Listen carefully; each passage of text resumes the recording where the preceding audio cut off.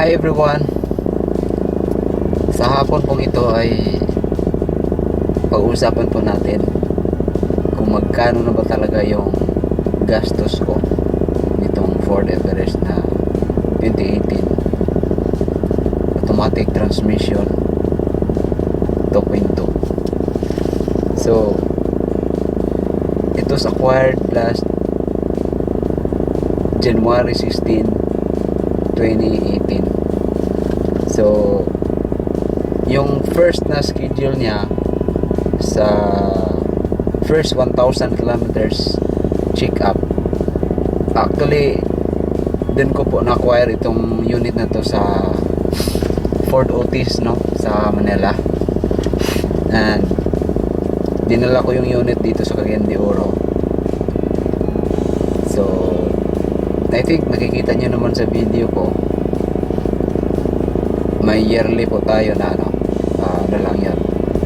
Kinocompile ko lang 2018, 2019, 20, 21, 22 up to 2024. Then sa 2025 naman gagawa naman ako ng isang bagong video. So sa ngayon pag-uusapan talaga natin yung magkano ba talaga yung gastos. Kasi sabi nga ng mga tao, ayaw ko mag-Ford kasi ang mahal ng expenses tsaka madaling masira daw, sabi nila. Takot yung mga Filipino sa Ford kasi nga ang mindset ng mga Filipino ay mahal yung pyesa na yan pag nasira yan. So actually itong Ford Everest na ito ay ano lang ito, ambiente lang po ito.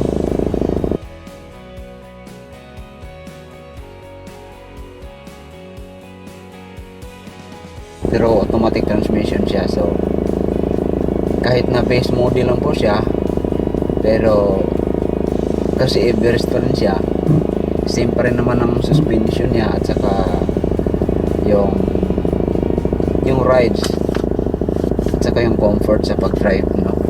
So yung steering same pa rin naman sa titanium or sa trend or sa sport, so okay pa rin siya talaga.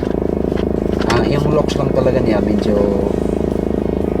may mga ayaw ako, pero tanggap ko na kasi ganun lang naman talaga siya eh. Ambiente pa rin naman eh, kahit i-upgrade ko pa yan, mga headlights lahat ambiente pa rin talaga siya. Pero kung may pera ka, bakit naman hindi, no? Kung may pera ka lang, palitan mo yung headlight tsaka yung dito sa gilid, yung tawag doon, yung may signal light, tsaka itong tawag dito, yung side mirror niya na mayroong signal light. So pwede naman, pero noong una ganun yung plano ko, pero naisip ko na kahit ano pang gagawin ko, ambiente pa rin yan, kaya nawalan ako ng gana na i-upload pa siya ng ano. Basta importante ko yung magagamit ko lang siya, so yun, okay na yun. So okay, so tuloy natin yung pag-usapan natin ngayong afternoon na to. Actually today is April 2, 2025, and time check sa pag-record natin ng video na to is ano na, 4:40 na ng hapon, no? So unang pag-usapan natin is sa 2018 muna, or depende kung anong ilang oras tayo abutin ngayon, kung pwedeng tapusin ko yung hanggang 2025, pero pwede siguro i-cut ko na lang siya kasi siguro mahaba to, no?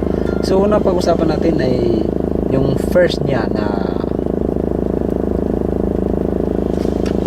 1,000 kilometers. By the way, explain ko muna, no? Nakuha ko to sa Otis Manila, Ford Otis Manila. Dinala ko, 3 days po yung biyahe namin papuntang Cagayan de Oro. Dumaan po kami ng Legazpi, Albay, saka tumawid po kami from Sorsogon to Alin, Samar, no? So unang gabi doon kami natulog sa may malapit po sa Ford Otis Manila. Yung una pala, galing pala kami ng, instead na mag ano kami, kasi dala ko yung family ko, dalawang anak ko, tapos yung asawa ko. Instead na mag Cagayan de Oro to Manila kami, para mas makatipid, bumiyahe kami ng Butuan. So ang kinuha ko na ticket, kasi mas lesser kasi yung Butuan to Manila, so yun yung kinuha ko na ticket. So siguro alas 7 ng gabi umalis kami pupuntang Butuan, tapos yung flight kasi I think nasa 4 or 5 AM ng umaga. So doon sumakay kami from Butuan to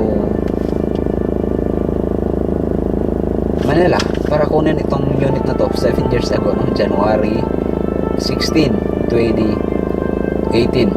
So yun, mating kami doon, kinuha ko ito, pila-pila pa ng mga ano. By the way, naka-name pala to ng brother ko, kasi since pag-apply, kasi mas madali siyang ma-approve kasi OFW siya. So sa kanya ito nakapangalan, pero ako yung nababayad. So biyahe kami, no? So from Fort Otis, madaling araw doon kami natulog. So madaling araw kinabukasan biyahe na kami. Ako lang yung isa nag-drive kasi hindi marunong yung asawa ko. Mga bata ko maliliit pa lang sila ng time na yun. So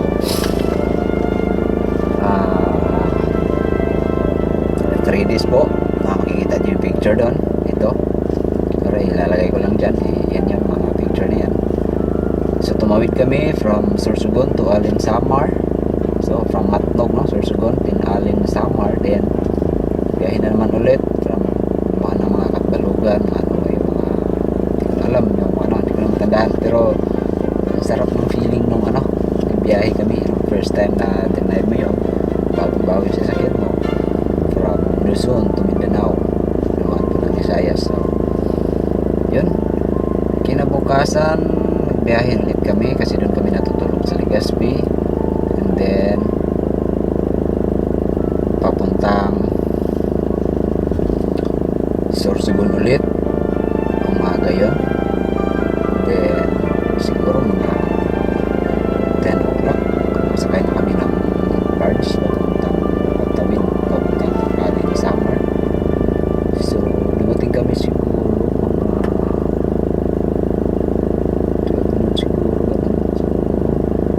kasi kumain kami, tandaan ko nag-lunch kami doon na sa ano, sa Samar, sa Baloban sa siguro yan, hindi ko na matandaan kasi mahaba yung biyahe, pero masarap kasi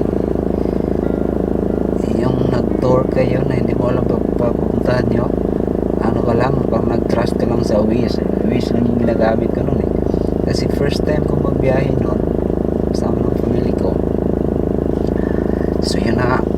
So dumating kami sa ano na naman, Tacloban, gabi na. Dumaan kami sa San Juanico Bridge, gabi na yun, mga 6:30 na ng hapon ng gabi. So hindi na ako nakakuha ng picture kasi hapon na eh. So dumiretso kami dun sa ano, hanap kami ng hotel. Hindi ko na matandaan kung saan kami kumain. So hanap kami ng hotel, natutulog kami.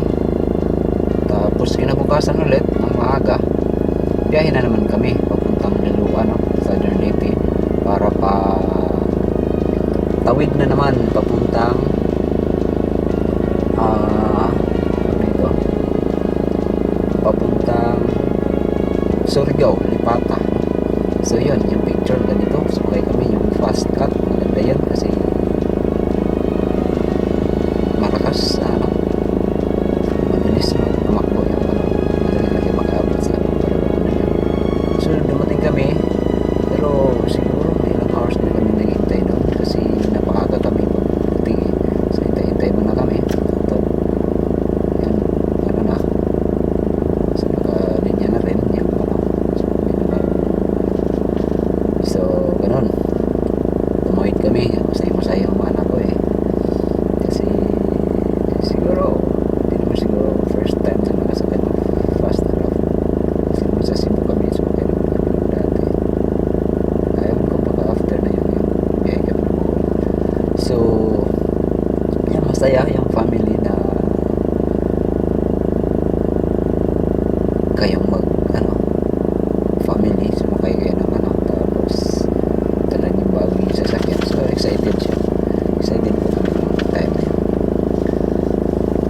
Okay, so to cut the long story short, dumating kami ng Cagayan de Oro ng ano na, madaling araw na po ng Piazza 20. So yung 20 ay birthday po yan ng wife ko, so masaya siya kasi nga bagong sasakyan namin at nakarating kami ng safe from Manila, from 3 days of journey kasi 17 na kami malis doon, pumunta kami ng 16, bukasan pa kami malis 17, so 17, 18, 19 pala ata kami dumating ng madaling araw.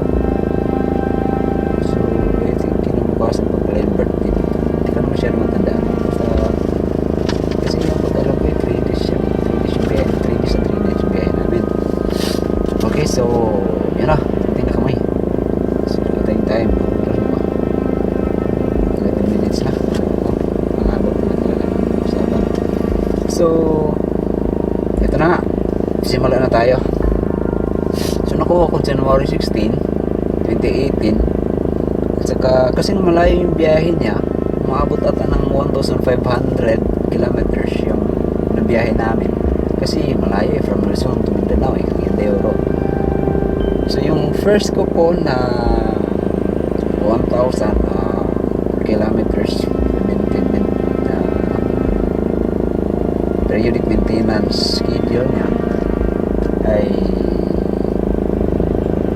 ayaw ko na sanang mag ano kasi nga lumampas na ako eh, pero sabi ko sige na nga, ano natin kasi libre naman yan, tapos kailangan mag-check kasi akala ko mai-change yun siya kasi nga first 1,000